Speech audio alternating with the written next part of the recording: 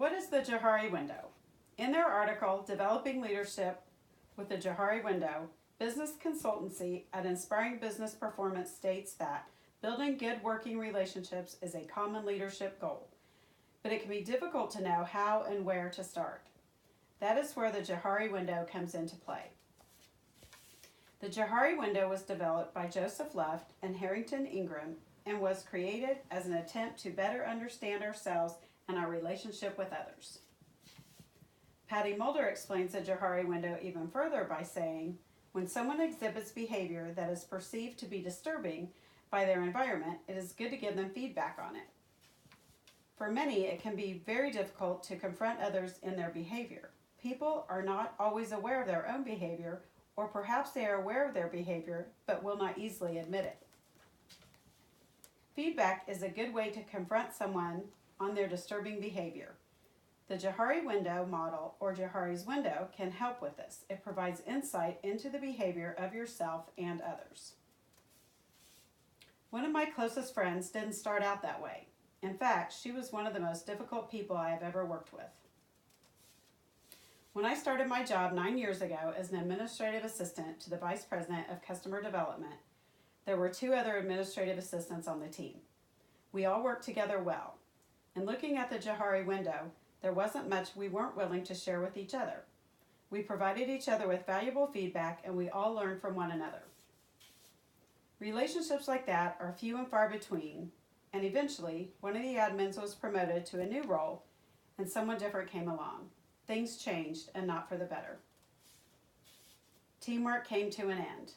The new admin was intense, and it was then that I learned how one person's opinion of you can make or break your career. She shared nothing personal with us, except that she had 2 poodles, she had no kids, and her career was her priority.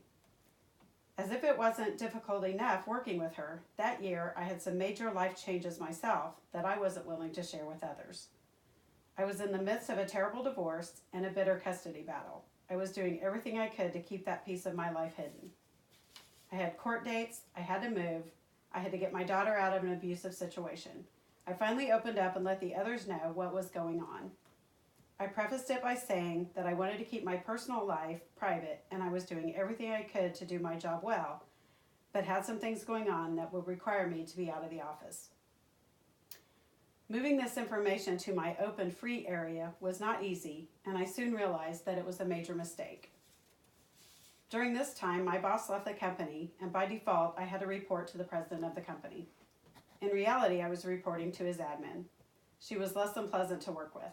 She took the information I shared and made me out to be incapable of doing my job, saying I had too many personal issues. While I did have to take some vacation for appointments or when I was emotionally unable to cope, it was certainly not a fair assessment of my work. For an entire year, my work life was miserable. Every time I took a vacation day, someone reminded me that I needed to code it to my timesheet. It was offensive to say the least. It was alarming to me to see how one person could make such a negative impact on my career. I had sinus surgery that year, and she told everyone that I just wanted extra time off. If I'd wanted more time off, I could think of better ways than having sinus surgery. The following year, my fiance had back surgery. I scheduled a week's vacation while he was recovering.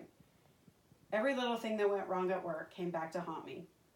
I didn't do this, I didn't do that, I left her with a mess. Looking back now, I wish I had given her some feedback. Unfortunately, I was afraid to confront her. A few short months later, tragedy hit her house. She called me to her desk and was crying. I had no idea she was even human enough to cry. She told me that her dad had had a stroke and he wasn't going to make it. As much as I wanted to make her feel the way she made me feel, I took the high road. I stepped up and covered her work and never once complained. During this time, she shared many things about her personal life.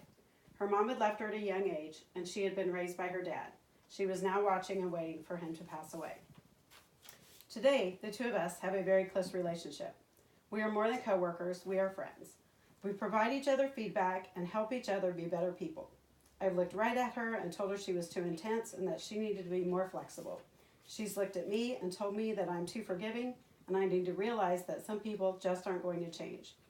Getting to know her on a more personal level has helped me understand why she is the way she is at work. I took a different role within the company, but many times we still have to work as a team. We make a great team now, and our boss calls us the dream team.